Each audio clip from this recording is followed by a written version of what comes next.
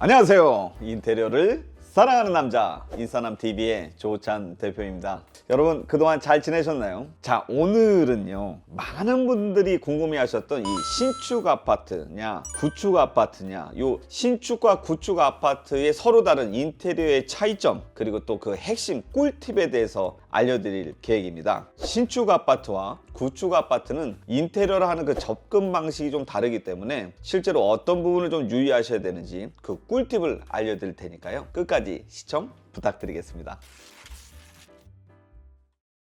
자, 그러면 이제 이 신축 아파트 인테리어의 특징이 있어요. 우선은 신축 아파트는 여러분들이 잘 아시다시피 대체적으로 깨끗하고 최신 자재를 사용했기 때문에 철거를 최대한 줄이는 게 핵심입니다. 그러니까 만약에 여러분들께서 이 신축 아파트를 구매하셨다라고 하면 이 철거는 나에게 있어서 일종의 매몰 비용이다 생각을 해보시는 거거든요. 그래서 웬만하면 인테리어 필름으로 잘 리폼을 해서 깨끗하게 잘 쓰는 게 중요하고, 대신에 이 기본적으로 우리가 갖고 있는 이 환경 개선 공사라고 얘기하는데요, 도배나 마루와 같은 이런 마감재에 대해서 디자인 포인트를 두는 게 핵심입니다. 자, 그러면 신축 아파트에 있어서의 그 핵심이라고 얘기할 수 있는데, 아무래도 이 신축 아파트는 구축 아파트에 비해서 인테리어 할 때 굉장히 장점들이 많죠. 특히 이제 비용에 대한 장점이 굉장히 큰데요. 제일 중요한 게 첫 번째는 이 집안 구조에서 제일 중요한, 주거에서 제일 중요한 이 난방, 설비, 샤시, 이런 기초 공사들을 안 해도 되기 때문에 상태가 굉장히 좋다는 점이에요. 두 번째는 이 기존에 있었던 그 빌트인이라고 하는 가구들 있죠. 신발장, 붙박이장 이런 친구들도 상태가 굉장히 좋죠.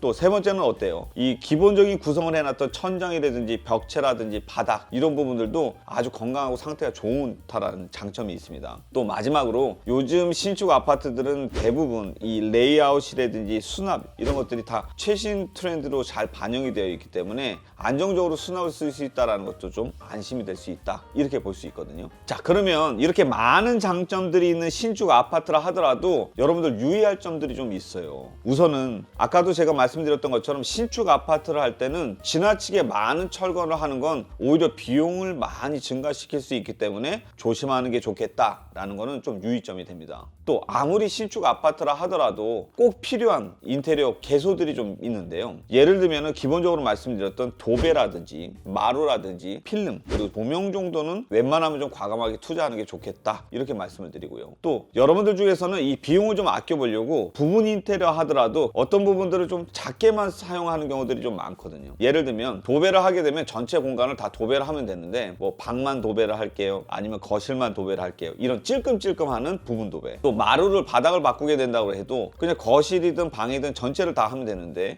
거실은 바꾸고요, 방은 그대로 놔두겠습니다, 이런 찔끔찔끔하는 그런 부분 인테리어는 나중에 여러분들께서 후회하고 다시 요청하는 경우들도 많으니까 웬만하면 아무리 비용을 줄인다 하더라도 전체 공정들은 다 맡기는 게 좋겠다, 이런 점은 좀 주의할 점입니다. 또 마지막으로 여러분들 그 레이아웃을 좀 바꿔보고 싶다라고 해서 확장을 한다든지 아니면 철거를 좀 대거한다든지 이런 의사결정을 하게 되는 경우가 많은데, 이런 아파트들에 대해서는 확장이나 철거에 대해서도 명확하게 법률 기준들이 있기 때문에 여러분들이 하실 때는 꼭 이런 부분들은 전문가하고 상의를 해보시는 게 좋겠습니다. 자, 그래서 결국 결론이에요. 신축 아파트 인테리어를 할 때 핵심 꿀팁은 뭐냐? 첫 번째, 가능한 한 철거는 최소화한다. 두 번째, 웬만한 환경 개선 공사는 기본적으로 해줘야 되는 이 네 가지, 도배, 마루, 필름, 조명, 이렇게는 해주는 게 좋겠다. 그 다음에 세 번째, 만약에 부분 도배를 하게 되더라도 찔끔찔끔 하지 않고 전체 공정을 다 나눠주는 게 좋겠다. 마지막으로 이 조명에 대해서 여러분들 좀 심도 있게 생각해 보시는 겁니다. 조명의 레이아웃이나 배치만 바꿔도 분위기가 크게 바뀌기 때문에 아주 효과적으로 사용할 수 있다, 이런 점은 참조하시는 게 좋겠습니다. 자, 그러면 여러분 이제 구축 아파트 인테리어에 대해서 한번 얘기를 해보겠습니다.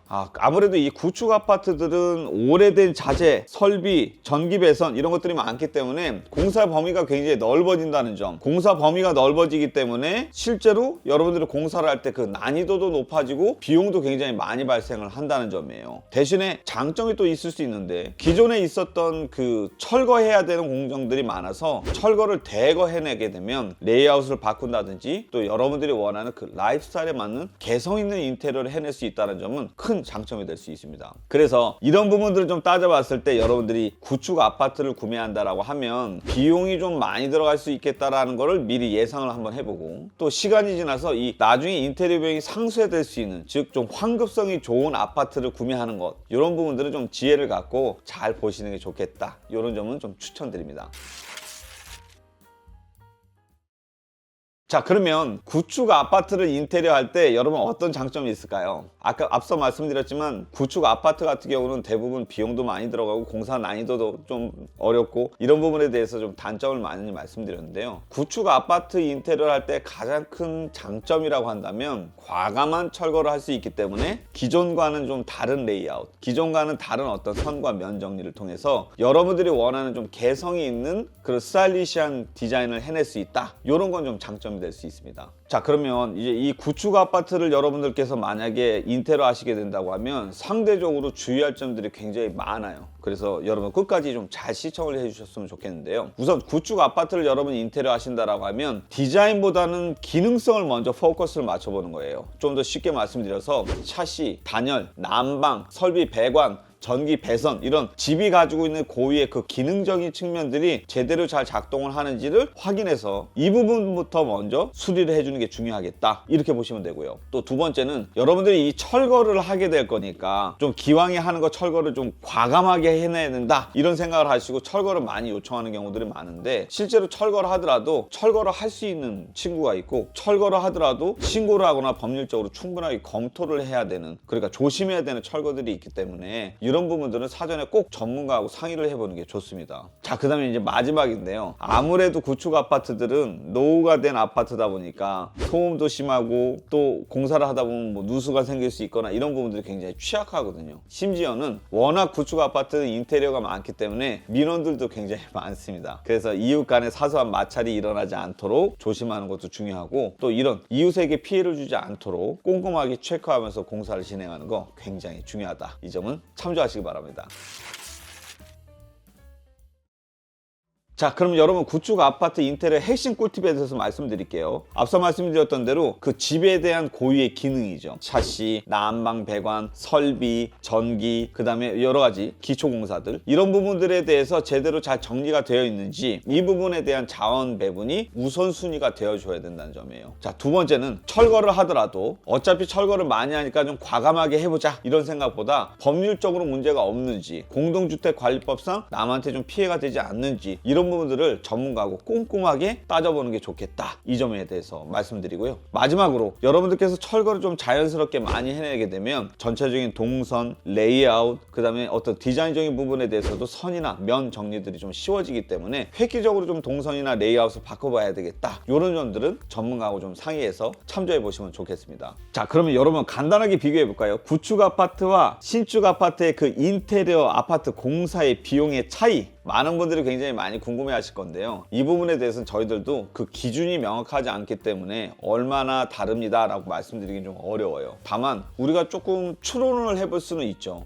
아무래도 신축 아파트인 경우에는 여러분들이 예상했던 것보다 인테리어 비용을 좀 파격적으로 줄일 수 있다는 장점이 있어요. 그러나 이제 구축 아파트를 여러분께서 구매하셨다라고 하면 예상했던 것보다 인테리어 비용이 굉장히 많이 들어갈 수 있겠구나 라는 걸 심리적으로 미리 준비하고 가시는 게 정신건강상 편하시겠다 이 말씀을 드려봅니다. 자, 그럼 여러분 우리가 이 신축 아파트냐 구축 아파트냐 요걸 두고선 인테리어 트렌드를 간단하게 안내를 해드릴 수 있는데요. 우선은 신축 아파트는 우리가 철거를 많이 하지 않기로 했고 기존의 환경 개선 공사와 마감을 통한 마감재에 대한 포인트, 디자인 포인트를 주기로 했으니까 주로 신축 아파트들은 심플, 미니멀, 화이트 앤 우드 이런 식으로다가 많이 하시는 게 최신 인테리어 트렌드라고 보시면 될 것 같고요. 구축 아파트 같은 경우는 상대적으로 철거를 과감하게 해낼 수 있다는 장점이 있기 때문에 레이아웃이나 동선을 바꾸고 그리고 선이나 면 정리를 해내는 좀 획기적인 인테리어를 많이들 요구하시는 게 최신 트렌드다 이렇게 보시면 될 것 같습니다.